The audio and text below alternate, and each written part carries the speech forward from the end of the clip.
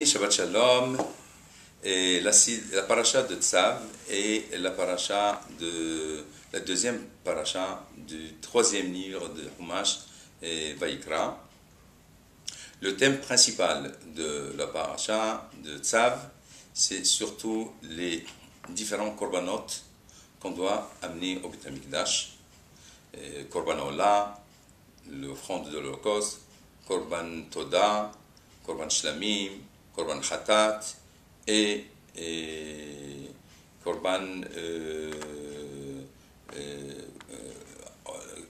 les deux korbanot qui sont obligatoires, Aolat Tamid Shel Aboker et Aolat Tamid Shel Ben Arba'im.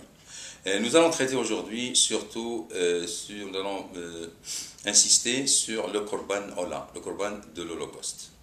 Et nous lisons dans la paracha, Vaidaber Hashem el Moshe lemor, Dieu parla à Moshe en disant, Tzav et Aharon vetbanav lemor, Zot Torat Haola.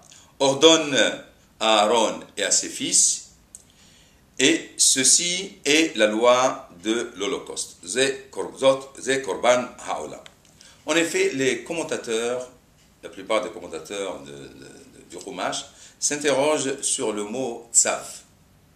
Pourquoi la Torah a insisté d'utiliser sur l'usage de mot Tzav en ce qui concerne le Korban Haola?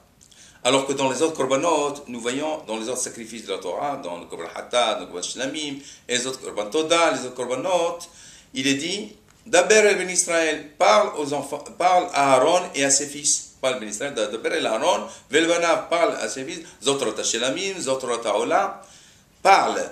Le mot parle et pas le mot tzav. Le mot tzav seulement, il existe dans le korban de l'Holocauste. Pourquoi donc cette particularité du korban Ola?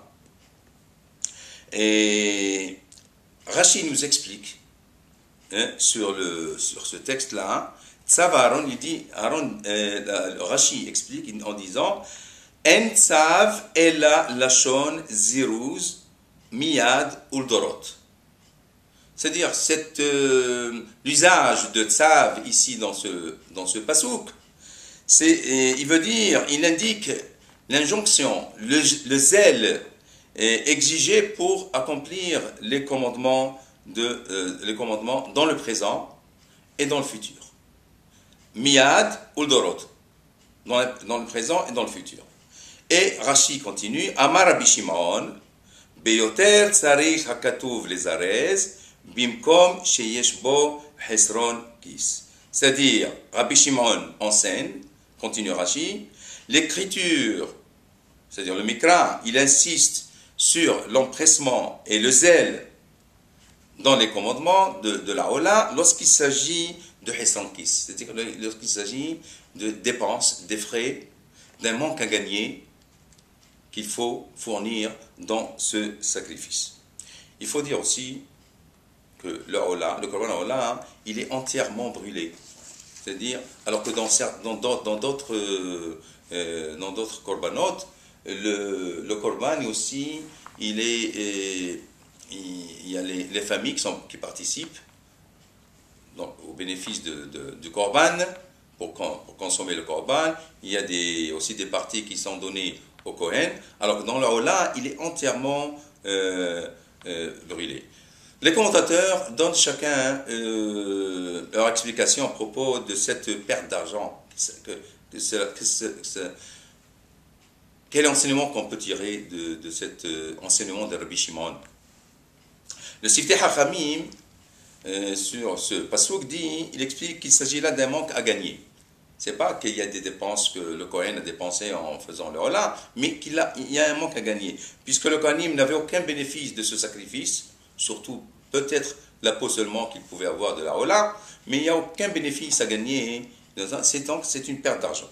Le Kliakar, le Rabbi Ephraim Milonchitz, qui était parent du Maharal, explique que quelle est la perte d'argent, quel est le Hessan Kis qui est là-dedans? C'est que le fait que le Kohen devait surveiller toute la nuit la consommation de la combustion de la Ola, donc ceci constituait pour lui une grande fatigue Alors, cette grande fatigue-là, alors qu'il aurait pu aller travailler, donc c'est quand même, il allait, donc il y avait quand même un certain Hessan-Kish là-dedans.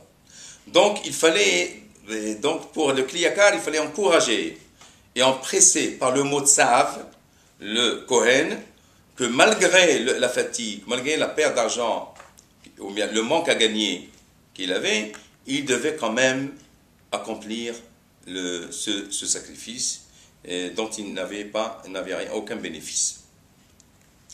Donc, nos sages, finalement, tirent une conclusion et un enseignement très très cardinal de ce Korban et du fait que la Torah a insisté par le mot Tzav et Israël, c'est-à-dire que c'est un acte, c'est-à-dire que tout acte doit être observé dans l'immédiat et dans le futur.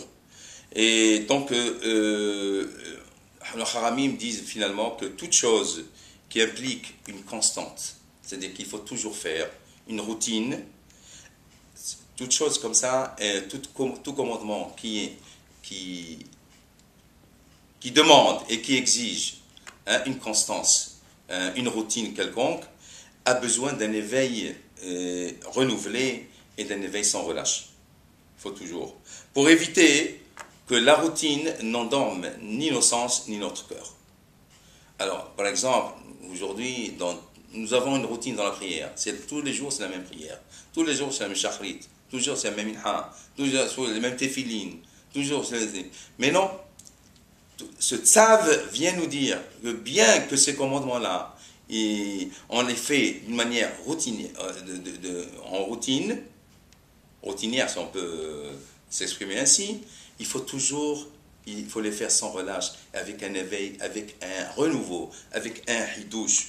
Une chose qui se répète et peut devenir une routine et perdre son caractère exceptionnel.